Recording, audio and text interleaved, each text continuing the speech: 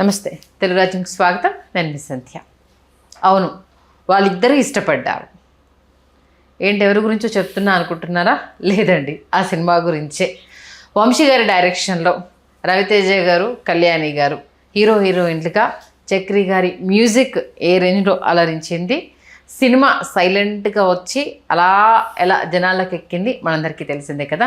ఈ నేపథ్యంలో అవును వాళ్ళు ఇద్దరు ఇష్టపడ్డారు సినిమాకి సంబంధించి మరిన్ని ముచ్చట్లు మీతో పంచుకోవడానికి, మీకు తెలియజేయడానికి చరిత్రకారులు, రాజకీయ విశ్లేషకులు చిలగడ శ్రీకాంత్ గారు మనతో ఉన్నారు. ఆయన మాట్లాడారు.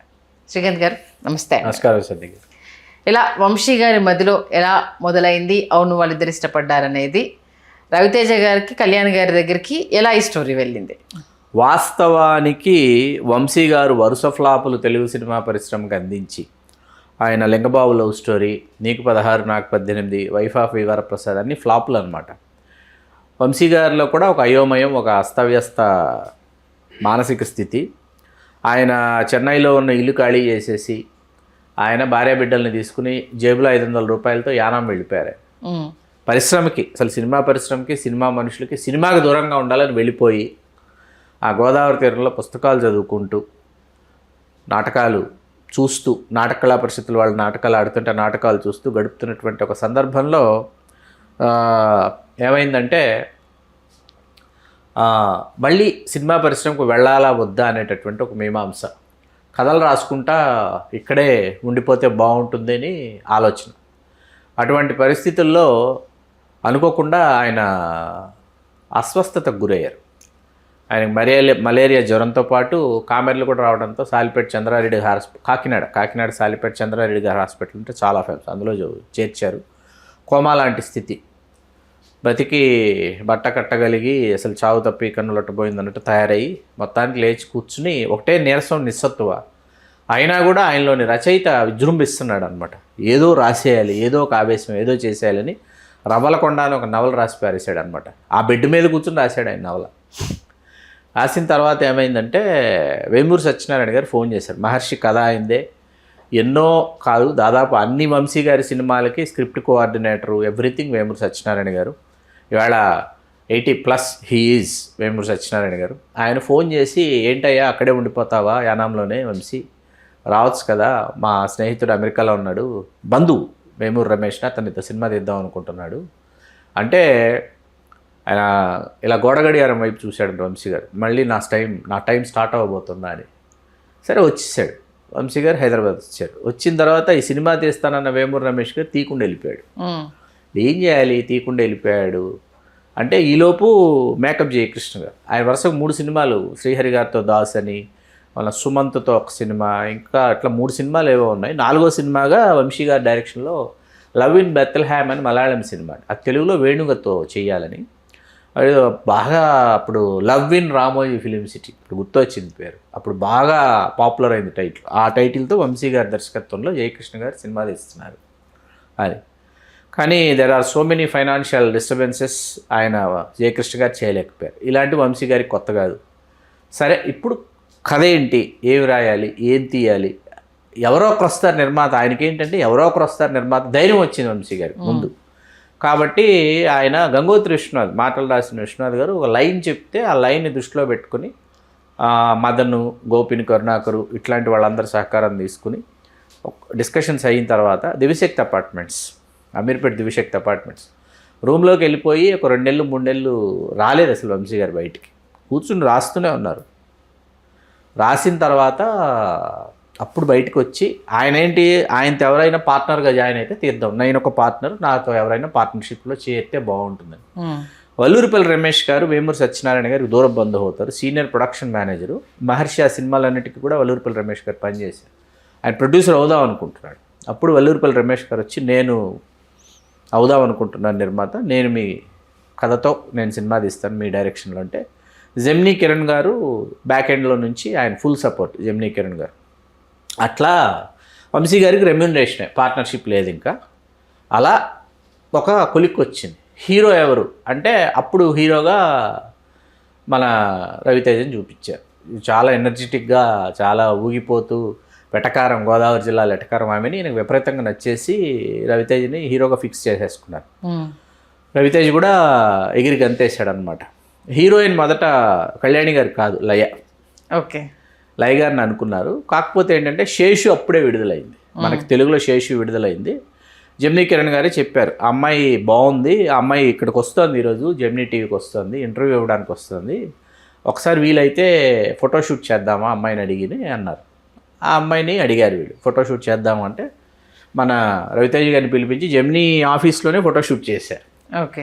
చేసి ఇద్దరు చాలా బాగున్నారని చెప్పి అనుకుని, చాలా అంటే చాలా ముచ్చటగా ఉన్నారని చెప్పేసి ఆ అమ్మాయి ఫోటోషూట్కి వచ్చే లోపు వంశీ గారు గబగబా షాపులకి వెళ్ళిపోయి ఆ కాటన్ చీరలన్నీ కొనుక్కొని వచ్చేసారు. వచ్చేసి కట్టించి చూశారన్నమాట. చూసి పెద్ద బొట్టు పెట్టడం ఆయన్ని, ఆ పెద్ద బొట్టు ఇష్టం వంశీ గారికి, పెద్ద బొట్టు పెడతాడు హీరోయిన్కి ఆయన. మీరు ఏ సినిమా, మీరు మహర్షి తీసుకోండి, శాంతిప్రియ గారు పెద్ద బొట్టే, అది కనక మహాలక్ష్మి రికార్డింగ్ డాన్స్ ట్రూప్ తీసి మారుతి, అందరూ ఆ పెద్ద బొట్లు ఆయనకి చాలా ఇష్టం. అలా ఫస్ట్ టైటిల్ కూడా ఇది కాదు, ఏదో వేమూరి స్వాతి బలరాం రాలు అనేదో పెడితే అది ఎవరికి అర్థం కాదు, వేమూరి సత్యనారాయణ ఎవరికి అర్థం కాదు. ఇలాంటి టైటిల్స్ పెడితే నువ్వేంటి నీకేమైనా టైటిల్స్ కదా, మంచి టైటిల్ చెప్పు అంటే అప్పుడు అవును వాళ్ళిద్దరు ఇష్టపడ్డారు అన్న టైటిల్ అప్పుడు వచ్చిందనమాట. ఆ టైటిల్ అప్పుడు పుట్టుకొచ్చిన తర్వాత దాన్ని బాపు గారి చేత డిజైన్ చేయించుకోవటం, టైటిల్లో బాపు గారి చేత డిజైన్ చేయించుకుని, వాస్తవానికి ఇళయరాజా గారు ఆయన మదిలో మెదిలినప్పటికీ ఈ సినిమా బడ్జెట్ పరిమితుల దృష్ట్యా ఇళయరాజా గారికి వెళ్ళలేరు. అది వంశీ గారు ఆలోచిస్తున్నారు, ఇళయరాజా గారు లేకుండా అలా చేయడం, ఇళయరాజా గారు లేకుండా అలా చేయడం అని. రవితేజ్ గారు కార్ డ్రైవ్ చేసుకుంటూ వంశీ గారిని తీసుకెళ్తే ఒకరోజు ఇట్లు శ్రావణ సుబ్రహ్మణ్యం పాటలు ప్లే చేశాడు. మళ్ళీ పోయేవే గువ్వా అది వినగానే భలే ఉంది పాట, ఎవరు చేశారని అడిగాడు. చక్రి అని అంటే మన సినిమాకి ఇతను మ్యూజిక్ డైరెక్టర్గా పెట్టుకుందాం అయితే అని తీసుకొచ్చి, వెన్నెల హాయ్ హాయ్ ఇవాళ మీరు వింటే ట్యూను అది ఇళయరాజా గారి చల్తీకా నామ్గాడి ట్యూన్కి దగ్గరగా ఉంటుంది.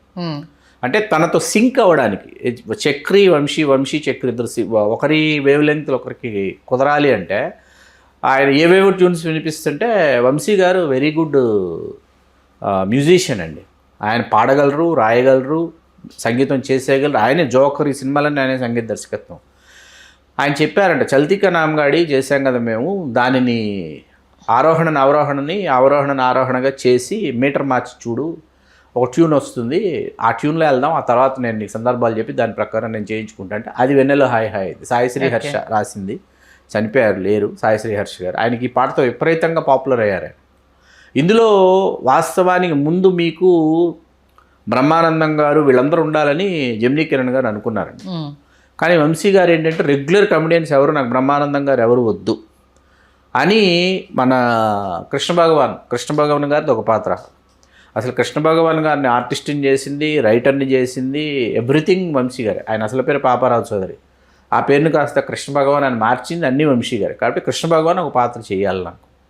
సరే ఈ హౌస్ ఓనరు పాత్ర ఎవరు చేయాలి ఆలోచించి ఆ పాత్ర యాక్చువల్గా ఎవరి చేత వేయించాలి అది బ్రహ్మానందం గారి మీదే ఉన్నారు వీళ్ళు ఎంతసేపు. కాదుని ఈయన నాటక పరిషత్తుల్లో అల్లదే మా ఊరండి అనే నాటికలో నటించిన బక్కపల్సిన వ్యక్తి గుర్తుకొచ్చి ఆయన పిలిపించండి. ఆయనే కొండవలస లక్ష్మణరావు. ఆయన రైల్వేలోనూ పోర్ట్ ట్రస్ట్లోనూ చేసి రిటైర్ అయిపోయారు అప్పటికి. ఆయన్ని పిలిపించి అయితే ఓకే అన్నది చాలా రోజులు ప్రాక్టీస్ చేయించారు ఆయన చేత. చాలా టిపికల్గా ఉండాలి ఆ వాయిస్లో డైలాగ్ చాలా టిపికల్గా ధ్వనించాలని అయితే ఓకే అన్నది అలా ధ్వనింపజేశారు. అట్లా కొండవలస గారు వచ్చారు. తర్వాత మన జీవా గారిది కూడా చాలా మంచి పాత్ర, హౌస్ ఓనర్ జీవా గారు. ఆ జీవా గారి పాత్ర ఏంటంటే ఆయనకి పాత్ర ఏమీ చెప్పలేదు. వంశీ గారు ఫోన్ చేసి నీకు ఇట్లా ఫోన్ చేస్తారు, జెమినీ ఆఫీస్ నుంచి ఫోన్ వస్తుంది, నువ్వు డేట్లు ఇచ్చేసేయి అని చెప్పి పెట్టేశారంట ఫోన్. వాళ్ళు ఫోన్ చేశారంట, చేసి ఇన్ని రోజులు అంటే నా రెమ్యూనరేషన్ 50,000 అన్నాడంట.